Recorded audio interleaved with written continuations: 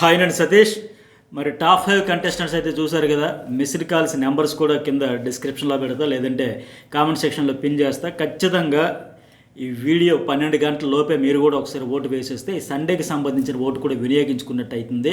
అట్లాగే హాట్స్టార్లో కూడా ఇప్పటికే ఓటు వేసిన వాళ్ళు కూడా మీరు ఎవరికి ఓటు వేశారు, ఎవరు నిజంగా డిజర్వ్ విన్నర్ అవ్వడానికి అన్నది కూడా కామెంట్ పెట్టండి. ఓటు వేయకపోతే ఫస్ట్ ఓటు వేసేసి తర్వాత మళ్ళీ 12 గంటలు అయిన వెంటనే నెక్స్ట్ డే మండేకి సంబంధించిన ఓట్లు కూడా వేసుకోవచ్చు. అట్లయితే మీరు ఏకంగా మీ ఫేవరెట్ కంటెస్టెంట్ నిజంగా చాలా కష్టపడ్డారు, చాలా పెయిన్ఫుల్ జర్నీ, చాలా స్ట్రగుల్ చేశారు, చాలా నిజాయితీగా ఆడారు, వీళ్ళు 100% అర్హులు ఈ సీజన్ టైటిల్ గెలవడానికి. ఎవరు అనిపిస్తే తనూజా, పవన్ కళ్యాణ్, డీమోనా, ఇమాన్యుయల్, సంజన ఎవరు అనిపిస్తే విన్నర్ క్వాలిటీస్ ఉన్నాయనిపిస్తే వాళ్ళకి ఖచ్చితంగా మిస్డ్ కాల్ అండ్ హాట్స్టార్ ఓట్లు అయితే మిస్ కాకండి.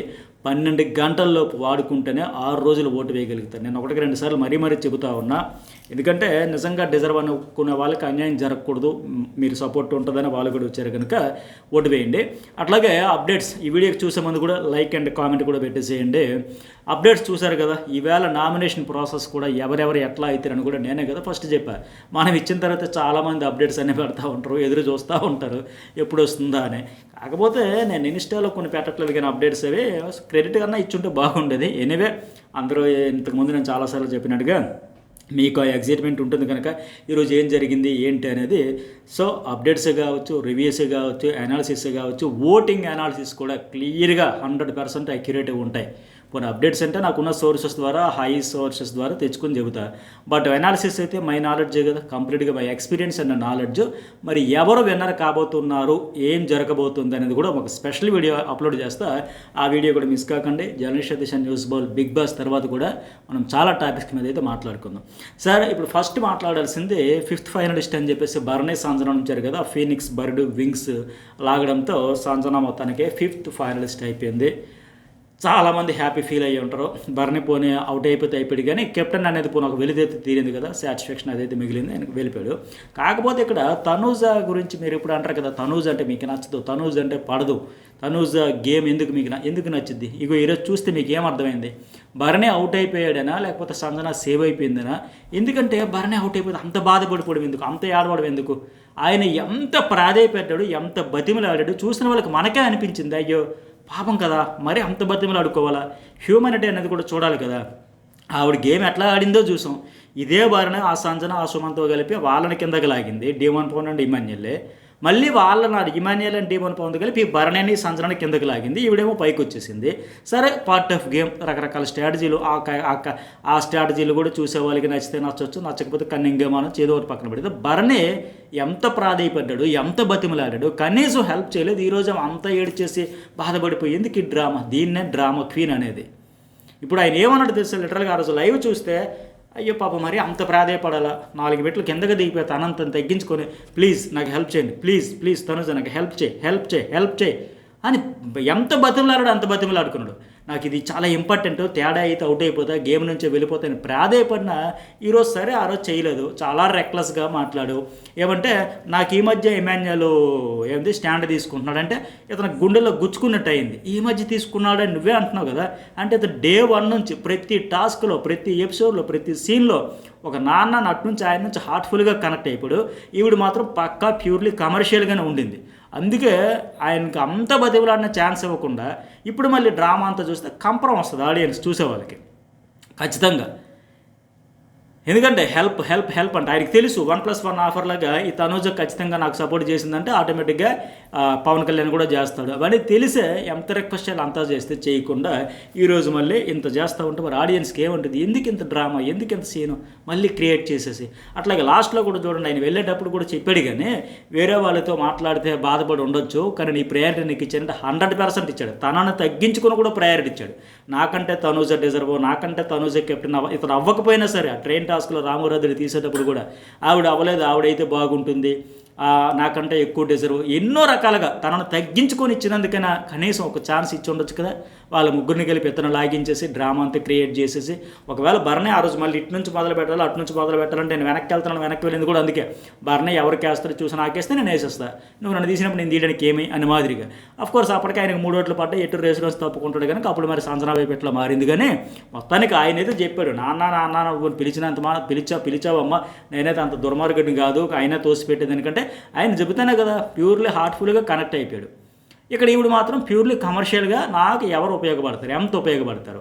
ఇప్పుడు దివ్యకు ప్రయారిటీ ఇచ్చిన, దివ్యతో బాండ్ ఉంది అన్న చెల్లని, ఈవిడతో తండ్రి కూతురు అని, సుమన్ శెట్టితో ఫ్రెండ్ అని ఉన్నా సరే అతడు ఎప్పుడు ఫస్ట్ ప్రయారిటీ. ఇంకా అంతకంటే చెప్పలేము మనం, ఎంత ఎక్కువ చెప్పినా వేస్ట్. ఇంకా అంత ఫస్ట్ ప్రయారిటీ ఇచ్చినా సరే పట్టించుకోకుండా, కాతర చేయకుండా, నేను ఉండాలి నేను పోవాలని మాదిరిగా ఉండి ఈరోజు ఇంత ఏడుపులి సీన్ క్రియేట్ చేయడం అవసరమా? అట్లాగే భరణి కూడా తప్పు ఉంది. ఆయన కూడా అందరితో చెబుతాడు, నా నుంచి ఆవిడకి ఇవ్వడం అయితే ఆవిడ నుంచి రాదని. పోనీ వెళ్ళేటప్పుడే ఇన్ని మాటలు చెప్పాడు, ఆ మాట కూడా చెప్పొచ్చు కదా. ఎందుకంత బాధపడతావు, ఏడుస్తావు? నువ్వు ఆ రోజు నేను చెప్పాను కదా తేడా అయితే అవుట్ అయిపోతానని, మరి అప్పుడు లేని బాధ ఇప్పుడు ఎందుకమ్మా నీకు?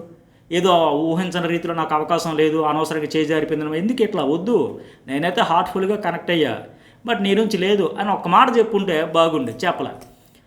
సరే, ఇక ఎందుది భరణ కూడా వెళ్తా మీరు 5 కూడా టాప్ 5 అర్హులే, చిరాకు పడితే క్షమించండి అని చెప్పేశాడు. ఈరోజు స్కిట్ కూడా బాగా చేశాడు, అప్రిషియేషన్ కనుక కెప్టెన్ అయితే మొత్తానికి వెళ్ళిపోయాడు కనుక ఫుల్ హ్యాపీ.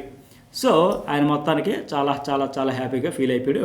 మళ్ళీ విచిత్రం ఏంటంటే భరణ వెళ్ళిపోయినప్పుడు మళ్ళీ ఈవిడ ఏడుస్తూ ఉంటే, ఈవిడ రియాక్షన్ చూసి బాధపడుతుంటే ఆయన మళ్ళీ వాదార్చడం, చాలే ఎందుకు ఇవన్నీ యాక్టింగ్లో నీకు అంత ఉంటే, నిజంగా ఇంత కాదు ఇందులో 10% ఉన్నా సరే అప్పుడే నాకు హెల్ప్ చేయాల్సిన అవకాశం వచ్చినప్పుడు చేసేదాన్ని కదా, నన్ను టార్గెట్ చేయించి తీయించాల్సిన అవసరం లేదు కదా. ఒక మాట ఆయన బాగున్నా ఆయన తిరిగి చెప్తున్నా కదా, ఆయన కనెక్ట్ అయ్యాడు, ఇప్పుడు కాదు, అదే తేడా.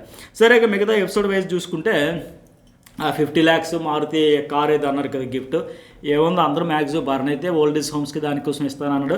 మిగతా వాళ్ళందరూ ఏమేం చేయాలంటే పేరెంట్స్ కోసం, అప్పులు తీర్చడానికి ఇల్లు, గర్ల్ ఫ్రెండ్ కోసం ఎంబీబీఎస్ చదువు, తర్వాత పీజీ కోసం అని, అలాగే పిల్లల బాధ్యత, అక్క పిల్లల బాధ్యత, బ్రదర్ కెరీర్ గురించి ఆయన, అట్లాగే డీమన్ పవన్ ఏమో వాళ్ళ నాన్నగారికి హెల్త్ ఇష్యూస్ ఉన్నాయి కదా, సో ఆ మెడికల్, అట్లాగే ఒక సొంత ఇల్లు తణుకులో కట్టేస్తున్నాను ఆయన. ఇవన్నీ కూడా ఎవరి అవసరాలు, అందరూ ఫ్యామిలీ గురించి మ్యాక్సిమం చెప్పారు. ఎందుకంటే అందరూ మరి కోటీశ్వర్లది కాదు కదా, below middle class poor background నుంచి వచ్చారు కనుక. అయితే ఇక్కడ డీమోన్ అన్నాడు చూడండి, డీమోన్ గురించి ఆ అమ్మాయి కంప్లైంట్ ఇచ్చింది కదా, రీతు ఉండడం వల్ల బతికిపోయాని, టైం బాగుంది లేకపోతే చెప్పేవాడిని, అది వెరన్ ఎక్స్ప్రెషన్తో అంటే నాగార్జున ఫుల్గా వేసుకున్నారు కదా, సెటైరికల్గా ఎవరికి ఇవ్వాల్సిన చురకలు వాళ్ళకి ఇచ్చారు కదా ఈరోజు ఎపిసోడ్లో. ఎమ్మెల్యేలకు పడ్డాయి. సంజన గురించి కూడా హార్ట్ఫుల్గా వచ్చినట్టు ఉందన్నమాట, కరెక్ట్ మాట చెప్పారు. అది కూడా ఆ టాపిక్ వచ్చినప్పుడు చెబుతాం. నువ్వే అసలు వెళ్ళాలంటే ఇమాన్యుయల్, సంజన, డీమోన్ ఆనందం నవ్వి పగలబడిపోయి అవుతూ ఉన్నారు. ఆవిడ అప్పుడు కవర్ చేసింది, యాక్టర్ అన్నాక అన్ని యాంగిల్ ఉండాలి కదా అంటే, మేము యాక్టింగ్ గురించి కాదు మరి రియాలిటీ అయిన మాదిరిగా, మరి ఎందుకు ఎట్లా చెప్పాడు, ఫస్ట్ టైం ఫన్ మోడ్లో చెప్పినా సరే కరెక్ట్గానే చెప్పాడు అనుకుందేమో, కానీ మిగతా వాళ్ళందరూ ఫుల్ ఎంజాయ్ చేశారు. ఈవిడ మాత్రం సర్లేండి మరి ఇంకేం చేస్తాం, పాజిటివ్గా తీసుకుంటాను, అట్లాగే తీసుకో అని ఆయన కూడా చెప్పారు. కానీ ఓవర్ థింకింగ్లోకి వెళ్ళి ఎందుకన్నారు వీళ్ళనన్నారు, ఏంటి మన పరిస్థితి, విన్నరా రన్నరా కొంపదీసి ఏంటి, ఒక టెన్షన్ అయితే క్రియేట్ అయిపోయింది ఆవిడకి. ఈ వారం అంతా ఆలోచిస్తుంది ఎందుకన్నారు ఏంటి అనేది. సరే, ఇక డీమోన్ వాళ్ళ ఫాదర్ కోసం, హెల్త్ కోసం అని చెప్పేసి ఆయన, అట్లాగే వాళ్ళ బ్రదర్ కోసం, కామనర్స్ కనుక కళ్యాణ్ అంటే ఇతని కోసం 50-50 షేర్ చేసుకుంటాం, 25 lakhs అని చెప్పేసి వీళ్ళిద్దరే కదా కామనర్స్ కేటగిరీలో వచ్చింది. అట్లాగే ఇంకోటి ఏంటి, సంజన కూడా అది మూవీ ఆర్టిస్ట్ అసోసియేషన్ ఉంది కదా, వాళ్ళ కోసం హెల్త్ ఇన్సూరెన్స్ కోసం, కిడ్స్ కోసం, తన పిల్లల కోసం, అట్లాగే హెల్త్ ప్రాబ్లమ్స్తో సఫర్ అయ్యే పిల్లల కోసం కూడా కొంత కేటాయిస్తారని ఇట్లా చెప్పేశారు. ఎవరిని తెప్పిస్తారంటే ఏముంది ఊరికే చెబుతారు, కానీ ఆవిడైతే తనుజ అని చెప్పింది, భరణి ఇమాన్యుయల్ భరణిని, కళ్యాణ్ ఏమో ఇమాన్యుయల్, ఎట్లా చెప్పుకున్నారు. తనుజ కూడా తన వల్ల ఫ్యామిలీకి ఏమీ రాలేదు, ఆడపిల్లల చదువు కోసం చాలా సఫర్ అయ్యారు కనుక ఫ్యామిలీ చదువు కోసం, కెరీర్ కోసం కొంతమందికి హెల్ప్ చేస్తారని ఇట్లా ఎవరి కోసం వాళ్ళైతే చెప్పుకున్నారు. కళ్యాణ్ వాళ్ళ మదర్కి అప్పుడు బాగా బంగారం ఉండేదంట, ఇప్పుడు ఆవిడకి వేలినంత బంగారం కొనాలని ఫిక్స్ అయిపోయినాను, అట్లాగే అడాప్ట్ చేసుకున్నాడు ఒక 2-3 ఇవన్నీ చెప్పారు. గత సీజన్లో కూడా చూసాను ఎట్లా చెబుతారో, మరి చేస్తారో చేయరే, కానీ ఇది కూడా ఒక పార్ట్ ఆఫ్ గేమ్, ఏదో ఒక రకంగా చెప్పాలని. సరే, ఆల్ చెప్ప కాన్సెప్ట్ అయితే బాగుంది కదా, ఆ డెకరేషన్ అంతా స్విమ్మింగ్ పూల్లో చాలా హైలైట్ అనిపించింది, అది మంచి కలర్ఫుల్గా భలే తయారు చేశారు. తనుజ మొత్తానికి సేవ్ అయిపోయింది కదా.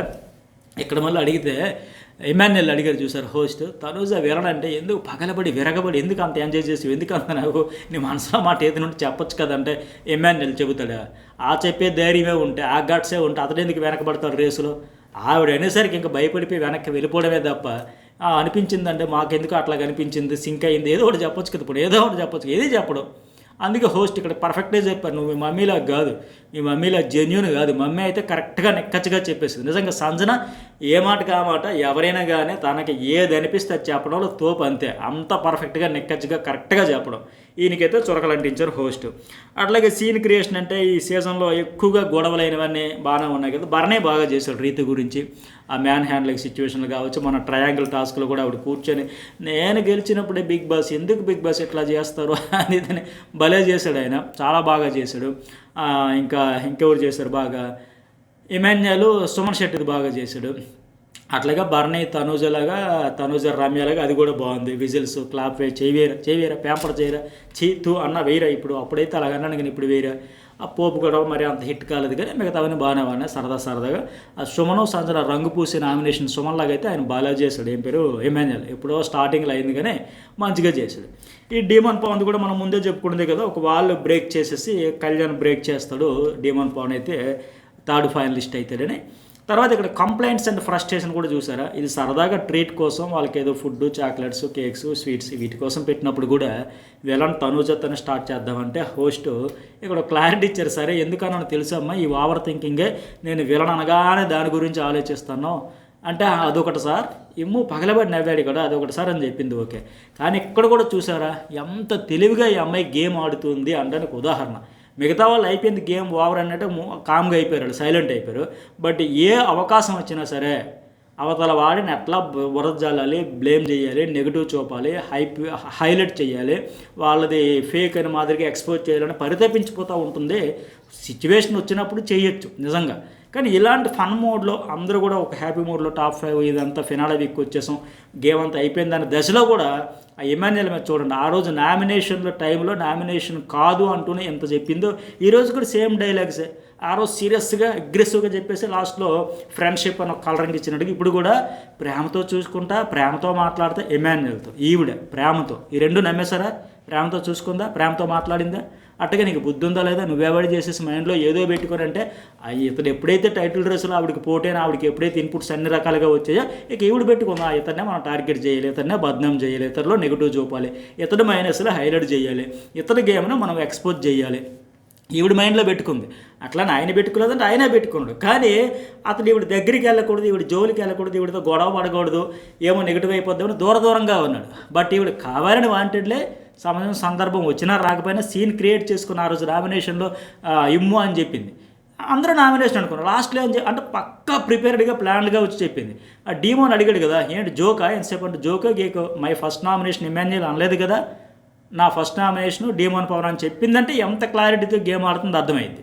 సో ఎప్పుడు ఎవరైనా ఏదంటే ఎంకరేజ్ చేస్తావు, నవ్వుతావు, ఇంకెంత చెప్పాలో అంత చెప్పేసింది. అట్లాగే కళ్యాణ్ నాకు నామినేట్ చేయలేదని వాడి మీద కోపం పడ్డావు. ఈవిడ కదా కళ్యాణ్ మీద కోపం పడాలి. అరే ఇంత friend, best friend, close friend, నాకు నువ్వు నీకు నేను అనుకుంటూ నువ్వేంద్ర నన్ను నామినేట్ చేయాలని ఈవిడ కోపపడాల్సింది పోయి ఇమాన్యుయల్ అంటే ఎందుకు కోపపడకూడదా? మరి నామినేషన్ చేస్తానంటే కదా టోకెన్ ఇచ్చాడు, చేయలేదు సరి కదా, మోసం చేస్తానని అతను 100 సారీలు చెప్పుకొని సందనాన్ని చేశాడు. సరే సందనాన్ని చేశాడో ఇంకొకరిని చేశాడో పక్కన పెడితే ఈవిడని చేస్తాను, నాకు చాలా పాయింట్లు ఉన్నాయంటే అరే నాతో పాటు అందరికీ ఒక హైప్ ఉంటుంది, క్యూరియాసిటీ ఉంటుందనే ఉద్దేశంతోనే నేను ఇచ్చాను, నన్ను ఎందుకు మోసం చేసావు? పైగా అడగడంలో తప్పే ఉంది. ఇప్పుడు ఈవిడ ఒకరికి ఏదో ఇచ్చేటప్పుడు నువ్వు చేస్తానో చేయలేదు అడుగుద్ది కదా.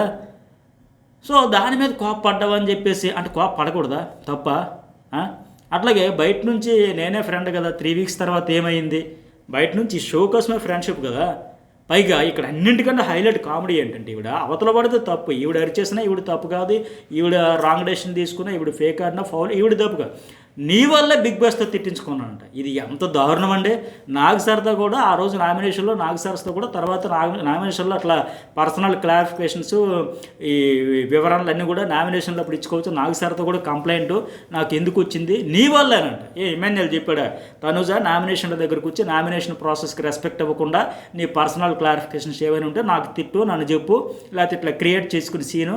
మళ్ళీ అతను చెప్పాడు అతడి వల్ల అంట హౌస్లో టైమే దొరకలేదా, రోజంతా ఏం చేస్తున్నాడుగా, గోలు గెలుకొని కూర్చోవడం, అలాగా బీన్ బ్యాగుల్లో కూర్చొని ఆకాశంలోకి చూసుకొని చుక్కలు లెక్క పెట్టడమే కదా, ఏం కూర్చోబెట్టి మాట్లాడొచ్చు కదా, ఎక్కడికి బారిపోతాడు? మామూలు ఎప్పుడైనా సరే ట్రిగ్గర్ చేయొచ్చు, ఏం వింటావా వినవే తమాషా చేస్తున్నాడు, కానీ ఏం ఎంత సీరియస్ అవుతుందని కూర్చుంటాడు ఇంకా. కానీ అక్కడైతే నా బాగా హైలైట్ అవుతుంది. ఈవిడే వచ్చి చల్లాల్సిందంత చల్లి ఆ ప్రక్రియకే రెస్పెక్ట్ ఇవ్వకుండా మళ్ళీ ఆయన ఏమని చెప్పాడా? ఎంత దారుణం చూశారు. మళ్ళీ నేను అడగడానికి వస్తే కాంప్రమైజ్ అయిపోతావు, అది కాదురా ఇది కాదురా అంటావు అని చెప్పేసి. ఇక్కడ ఈ ట్రీట్ కోసం జరిగి మిగతా వాళ్ళందరూ కూడా సరదాగా ఫన్నీ థింగ్స్ సిల్లీ థింగ్సే చెప్పారు. పైగా అక్కడ ఆ రోజు మళ్ళీ గమనిస్తే డీమాన్ పవన్కి కూడా, అరే డీమాన్ నీ వల్లరా నామినేషన్ అయిపోయిన తర్వాత మరుసటి నాడు కిచెన్ దగ్గర కూర్చొని, డీమాన్ నీ వల్లరా నేను అనవసరంగా అరిచాను, రాక్షసులా బిహేవ్ చేశాను, చాలా సీరియస్గా అయిపోయాను, అంత ఓవర్ చేశాను అనిపించింది, నాకే చిరాకేసింది, అంతగా ఎందుకు రియాక్ట్ అయిపోయాను, అంత ఓవర్ అయిపోయాను ఎందుకని, నీ వల్లేరా.